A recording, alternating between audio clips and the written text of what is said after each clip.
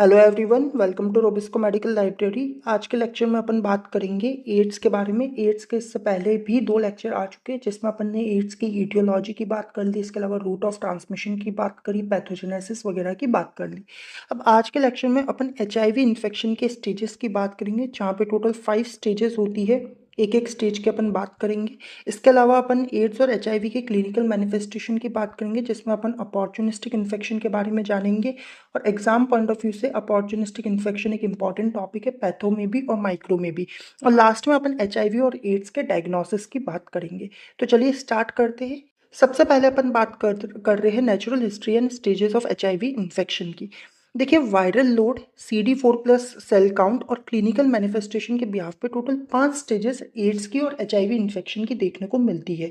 वो स्टेजेस है स्टेज 0, 1, 2, 3 और एक आता है अननोन स्टेज। ठीक है। देखिए, सबसे पहले अपन बात करें अगर स्टेज 0 की, तो स्टेज 0 में ये है कि सपोज किसी पर्सन को एचआईवी इन्फेक्शन हुआ और इसी पर्सन का वापस से 6 मंथ्स के बाद में टेस्ट कराया गया और 6 महीने के बाद में अब जो टेस्ट है वो नेगेटिव आ रहा है। यानी कि टेस्ट अगर after the 6 months of the infection अगर वो नेगेटिव हो रहा है तो वो स्टेज 0 की कंडीशन है। ठीक है।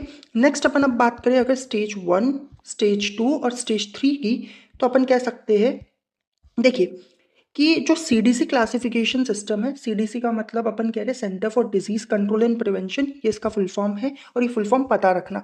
इस क्लासिफिकेशन सिस्टम के हिसाब से देखिए 3 स्टेजेस है, स्टेज 1, स्टेज 2 और स्टेज 3। जो स्टेज 1 है इसे एक्यूट एचआईवी इन्फेक्शन कहा जाता है, स्टेज 2 को क्रॉनिक एचआईवी इन्फेक्शन कहा जाता है और स्टेज 3 जो होता है वो एड्स वाली कंडीशन होती है। अब देखिए, इन्फेक्शन के बाद में कितनी देर तक अपन देखें स्टेज 1 देखने को मिलेगा, तो लगभग 3 to 6 वीक्स तक स्टेज 1 चलता है। इसके बाद स्टेज 2 जो है वो 10 to 12 ईयर्स तक चलता है। स्टेज 3 जो होता है वो कहीं से भी स्टार्ट हो सकता है और फाइनल इसका जो आउटकम है वो डेथ होगा, कि किसी भी टाइम पीरियड से स्टार्ट होगा और फाइनली पर्सन की डेथ होगी ही होगी अगर एड्स वाली कंडीशन तक पहुंच गया है एचआईवी इन्फेक्शन तो। इसके बाद क्लिनिकल कंडीशन क्या क्या हो सकता है, तो स्टेज 1 जो होता है वो असिम्प्टोमेटिक कंडीशन होती है। इसके अंदर एक्यूट एचआईवी सिंड्रोम देखने को मिलता है और पीजीएल का मतलब है persistent persistent generalised generalised lymph adenopathy. Lymph adenopathy इसका मतलब क्या होता है? इसका मतलब होता है कि आपके लिम्फ नोड्स जो है उसका एनलार्जमेंट हो रखा है एटलीस्ट 2 एरियाज के अंदर for more than 3 months, for we can say minimum 3 महीने या उससे ज़्यादा के लिए।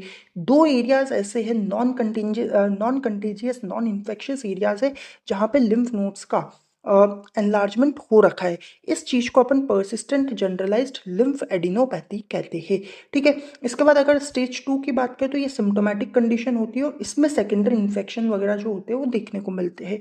और जो एड्स वाली कंडीशन है उसमें उसके अंदर एड्स इंडिकेटर कंडीशन आएगी, जैसे कि आपके न्यूरोलॉजिक फीचर्स यानी कि सेंट्रल नर्वस सिस्टम अफेक्ट होने लगेगा।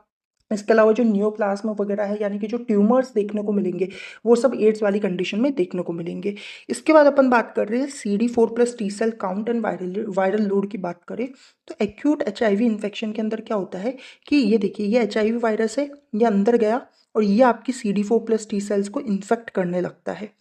किसके अंदर? एक्यूट एचआईवी इन्फेक्शन के अंदर, तो यानी कि स्टेज 1 के अंदर। तो फिर यहाँ पे क्या होगा कि इनिशियली CD4+ टी सेल का काउंट जो होगा वो कम होगा, लेकिन बाद में वापस नॉर्मल हो जाता है स्टेज 1 के अंदर। तो लेकिन जब क्रॉनिक एचआईवी इन्फेक्शन की बात करें स्टेज 2 के अंदर, तो सेल्स जो होगी CD4+ सेल्स वो प्रोलिफरेट तो करेगी, वो अपने नंबर बढ़ाएगी।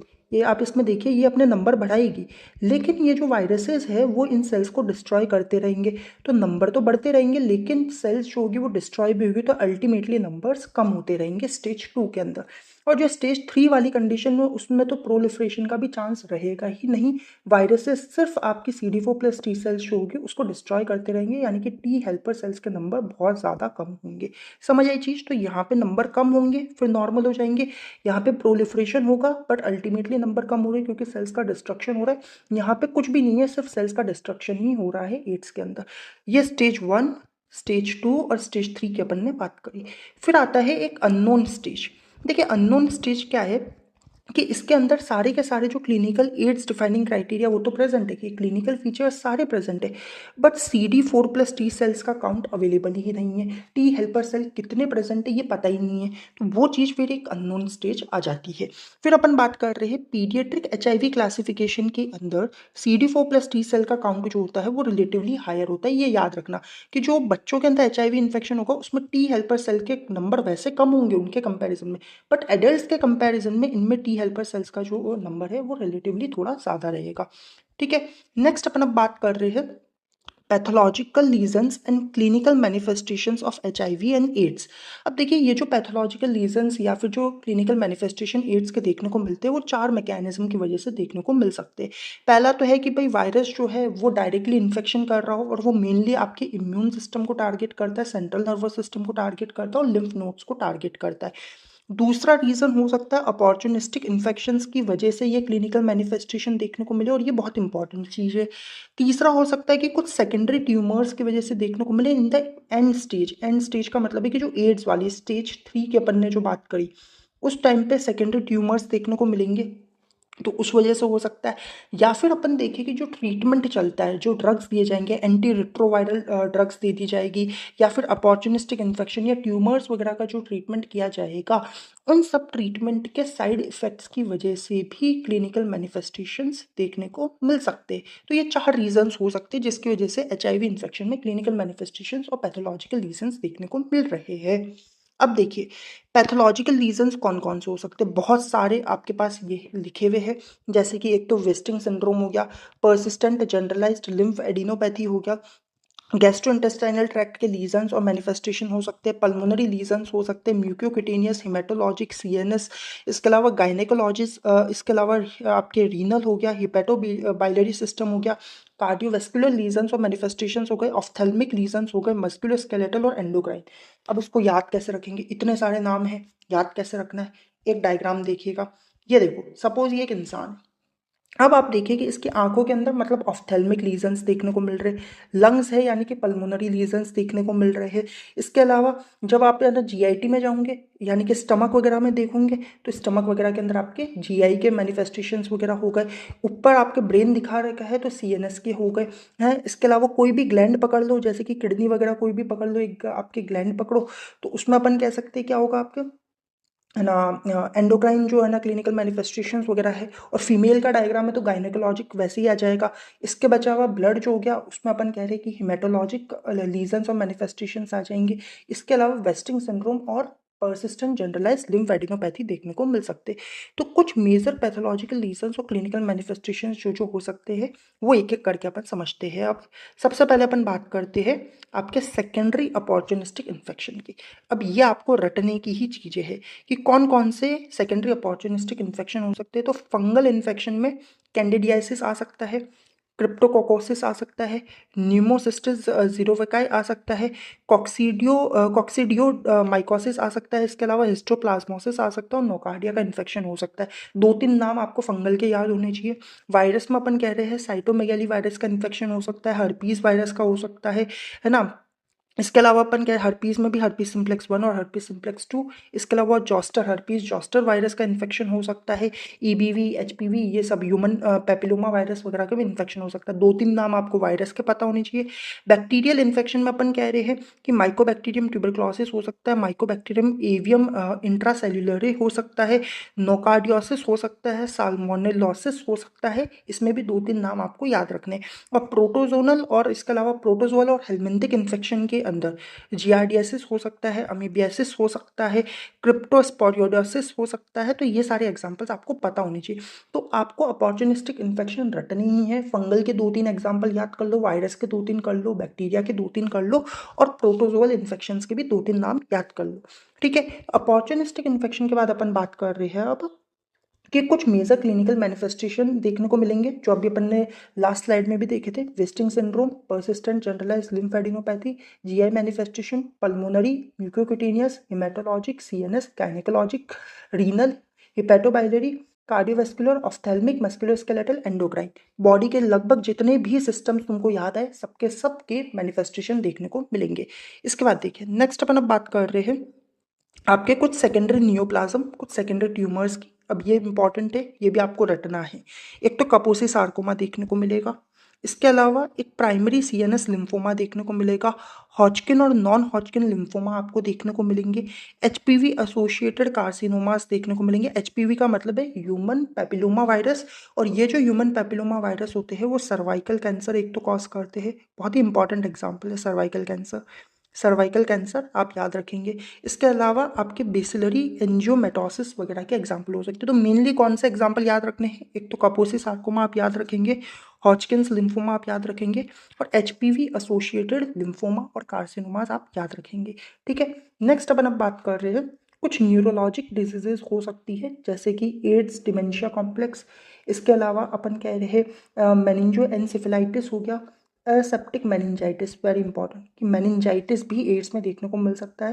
पेरिफेरल न्यूरोपैथी हो गया, demyelinating lesions of the spinal cord and lymphoma of the brain. 2-3 example याद रखने हैं जिसमें असेप्टिक मेनिंजाइटिस आपको पता होना ही चाहिए। तो ये अपन ने बात करी कुछ मेजर पैथोलॉजिकल लीजन्स और क्लिनिकल मैनिफेस्टेशन ऑफ एचआईवी और एड्स की। नेक्स्ट अपन अब बात कर रहे हैं डायग्नोसिस ऑफ एचआईवी और एड्स। अब देखिए कि 3 तरीके के जो टेस्ट होते हैं वो एचआईवी के और एड्स के डायग्नोसिस में यूज़ में लिए जाते हैं। कौन कौन से है ये टेस्ट वो बता देता हूँ। एक तो अपन कह रहे हैं कि भाई एचआईवी इन्फेक्शन हुआ है या नहीं हुआ, ये पता करने के लिए एक टेस्ट होता है। फिर इम्यून सिस्टम के अंदर डिफेक्ट्स देखने को मिल रहे हैं या नहीं, एक वो वाले टेस्ट होते हैं। और तीसरा होता है कि अपॉर्चुनिस्टिक इन्फेक्शन और सेकेंडरी ट्यूमर्स का डिटेक्शन के लिए टेस्ट होते हैं। तो 3 तरीके के टेस्ट हुए। एचआईवी इन्फेक्शन हुआ है नहीं हुआ है, इसको पता करने के लिए 2 तरीके के टेस्ट होते हैं। एक तो एंटीबॉडी टेस्ट हो रहे हैं, एंटीबॉडी टेस्ट हो रही है, ये देखिए आप। इसके अलावा दूसरा अपन कह रहे हैं डायरेक्ट डिटेक्शन ऑफ एचआईवी भी हो सकता है।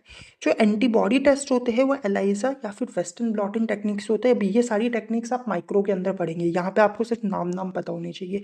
एलाइजा और वेस्टर्न ब्लॉटिंग जो है वो एंटीबॉडी टेस्ट है। डायरेक्ट डिटेक्शन अगर एचआईवी वायरस का करना है तो P24 एंटीजन कैप्चर ऐसे, वेरी इंपॉर्टेंट टेस्ट। माइक्रो में भी क्वेश्चन हो, पैथो में भी अगर क्वेश्चन आता है, ये नाम आप लिख के आएंगे कि P24 एंटीजन कैप्चर ऐसे एक टेस्ट होता है। इसके अलावा एचआईवी आरएनए ऐसे। इसके अलावा अपन कह रहे हैं कि आप एचआईवी का कल्चर कर सकते हो, और एक आपके जो है वो पीसीआर वगैरह वाला जो मेथड है वो हो सकता है। फिर आता है कि आपके इम्यून सिस्टम के अंदर डिफेक्ट्स हुए वो कैसे पता करेंगे। तो एक तो CD4+ टी सेल्स जो होंगे, यानी कि टी हेल्पर सेल्स के नंबर कम होंगे लेकिन टी सप्रेसर सेल के नंबर बढ़ जाएंगे। इसकी वजह से क्या होगा कि CD4+ टी सेल्स और CD8+ टी सेल्स का जो रेशो होगा वो रिवर्स हो जाएगा। जनरली अपने को पता है कि CD4+ सेल्स और CD8+ सेल्स का जो रेशो होता है वो कितना होता है, 2:1 होता है। बट यहाँ पे इसके नंबर तो कम हो गए, इसके नंबर बढ़ गए, तो ये रेशो जो है वो 1:2 हो जाएगा। वेरी इंपॉर्टेंट कि एड्स के अंदर रेशो क्या हो जाता है, तो 1:2 हो जाता है। इसके अलावा लिम्फोपीनिया देखने को मिलेगा, हाइपर गामा ग्लोबिनीमिया देखने को मिलेगा, है ना। इसके अलावा β2 माइक्रोग्लोबुलिन लेवल बढ़ जाएंगे। प्लेटलेट काउंट के अंदर अपन कह रहे हैं थ्रोम्बोसाइटोपिनिया आपको देखने को मिलेगा, मतलब प्लेटलेट काउंट जो है वो कम हो जाएंगे, कि प्लेटलेट काउंट भी कम हो गए। इसके बाद अपन कह रहे हैं कि अपॉर्चुनिस्टिक इन्फेक्शन और आपके सेकेंडरी ट्यूमर्स को डिटेक्ट करने के लिए 2 टेस्ट करे जाते हैं। एक तो FNAC या जो कि एक्सफोलिएटिव साइटोलॉजी का पार्ट है। FNAC का मतलब है फाइन नीडल एस्पायरेशन साइटोलॉजी। इसके बारे में अपन जब नियोप्लेजिया का चैप्टर पढ़ेंगे ना, तब मैं आपको FNAC भी बताऊंगा और बायोप्सी के बारे में भी आपको आइडिया दूंगा। अभी आपको नाम याद रखने हैं। तो ये कुछ टेस्ट है जो कि HIV और एड्स के डायग्नोसिस में यूज में लिए जाते हैं। So guys, that was all about today's lecture. If you found this lecture useful and helpful, then do like, share and subscribe the channel. Thank you for watching.